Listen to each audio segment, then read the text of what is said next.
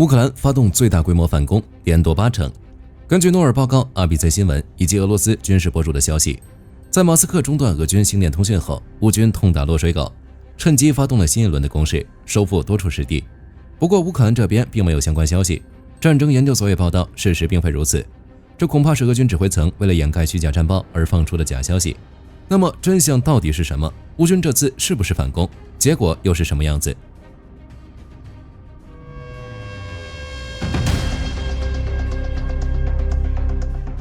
最近这些天，乌俄战场出现了一个堪称人类战争迷惑行为大赏的奇观。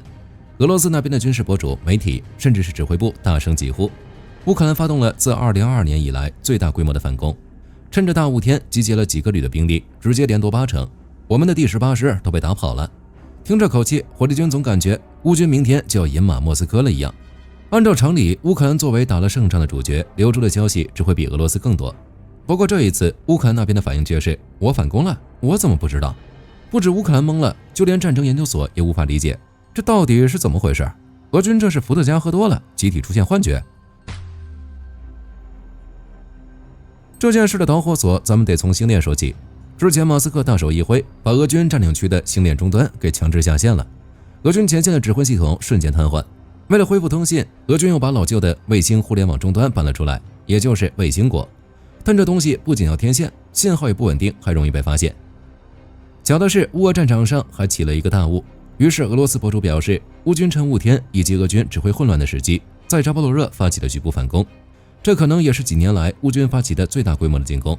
根据诺尔报告和 RBC 新闻的消息，乌军在胡利亚、伊波勒以北，也就是泰尔努瓦基、普里卢基、扎里奇内、皮什查内和多布罗皮利亚发动反击，还把普里卢基以西的俄军都赶跑了。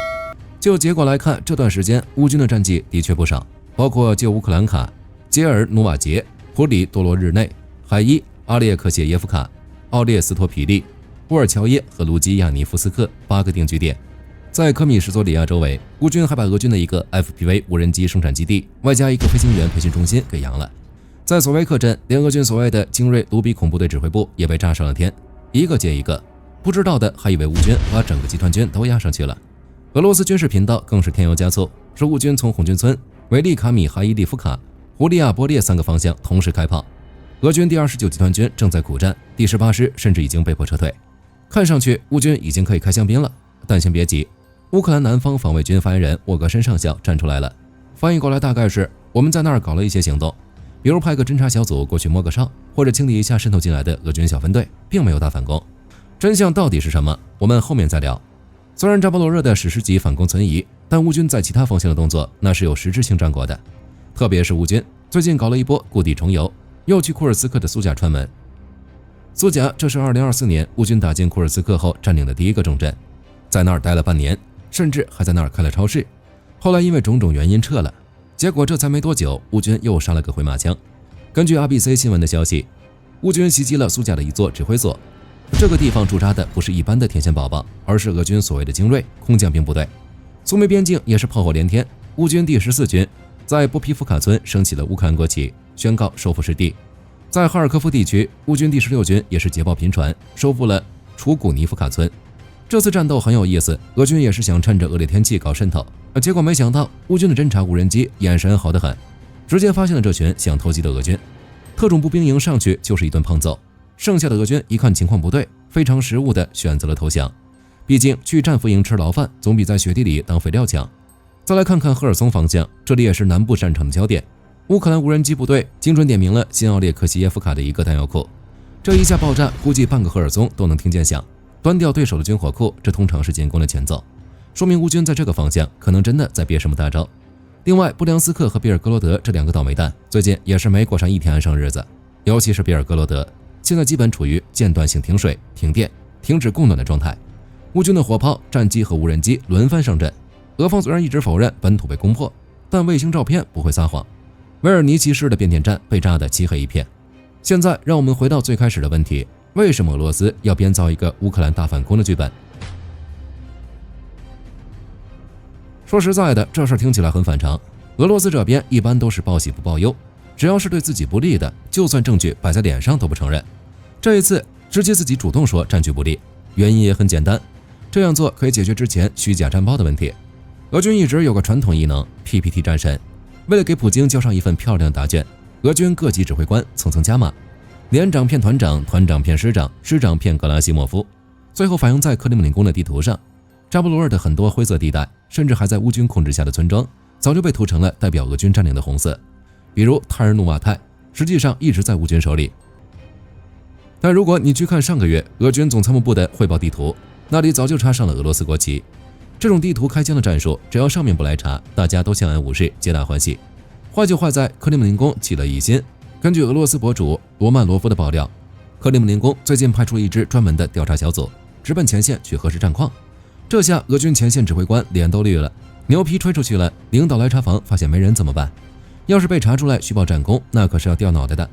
于是天才的俄军参谋们想了一招，既然不能说我们没打下来，那就说被乌克兰反攻抢回去了。只要把锅甩给乌克兰，说他们发动了史诗级反攻，动用了好几个旅，加上天气恶劣，星链断网，我们英勇抵抗，但无奈撤退。这样一来，不仅掩盖了之前虚报战功的事实，还能顺便哭个穷，找上面多要点补给和援兵，简直是一石二鸟。所以我们就看到了这极其诡异的一幕：俄军拼命宣传乌军在进攻，列出了一堆丢失的地名，比如旧乌克兰卡、普里多罗日内等等，理由那是相当充分。敌人太狡猾，雾太大看不清，星链太拉胯。总之不是我不努力，是乌克兰这次真的强。实际上，俄军在1月份的进攻速度虽然下降了，但并没有出现大规模溃败。领土收益虽然减少了，但也还是正数，并没有出现俄军宣传的那种防线崩塌。战争研究所也看穿了这一点，直接指出这很可能是俄军为了掩盖虚假战报而捏造的反攻。说白了，这就是一场俄军自导自演的剧本杀。这种为了掩盖一个谎言而编造一个更大谎言的操作，火力军只能说指挥官不去写小说真的是屈才了。除了前线的拉锯战和心理战，乌克兰最近在战场之外的动作也越来越狠。据开源情报防御者报道，乌军向伏尔加格勒发动了大规模袭击，目标非常明确，炼油厂。虽然俄军宣称拦截了大部分来袭无人机，但从现场目击者拍摄的视频来看，伏尔加格勒炼油厂火光冲天，隔着几公里都能看见浓烟滚滚。数小时后，火势还在蔓延。伏尔加格勒炼油厂不是一般的作坊，它是全俄最重要的能源设施之一，负责给俄军南部战区提供燃料。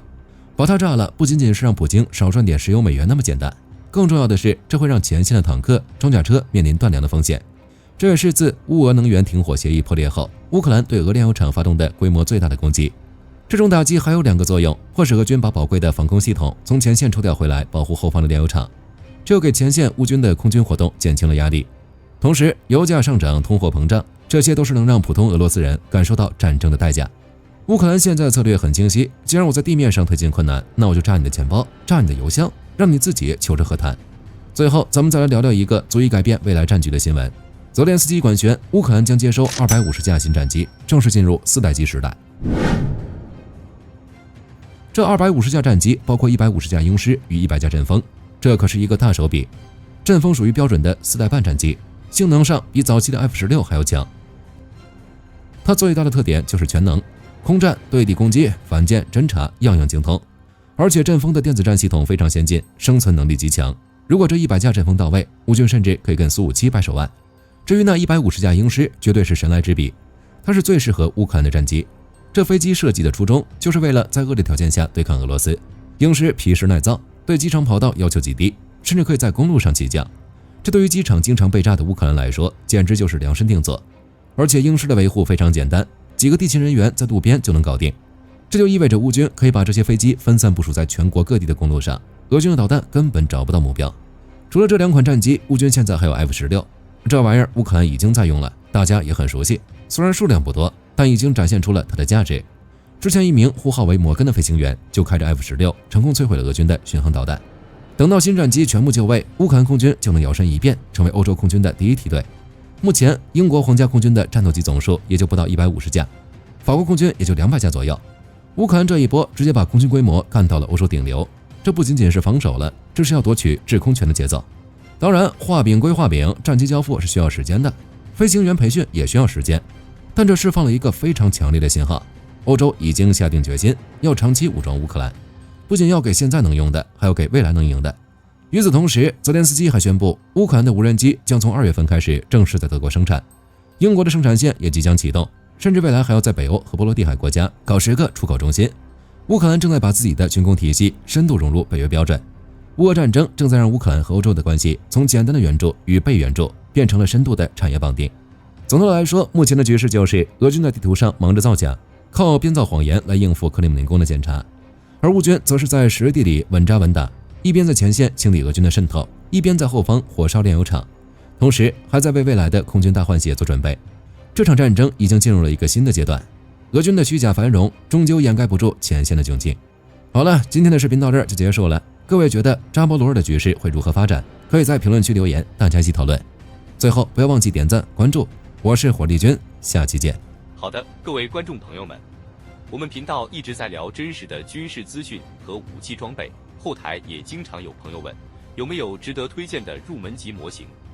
今天就和大家分享一款近期接触到的产品。首先，它的外形还原度做得相当不错，比例准确，武器上的一些关键细节和标识也都有体现，材质也说得过去，拿在手上有不错的分量感。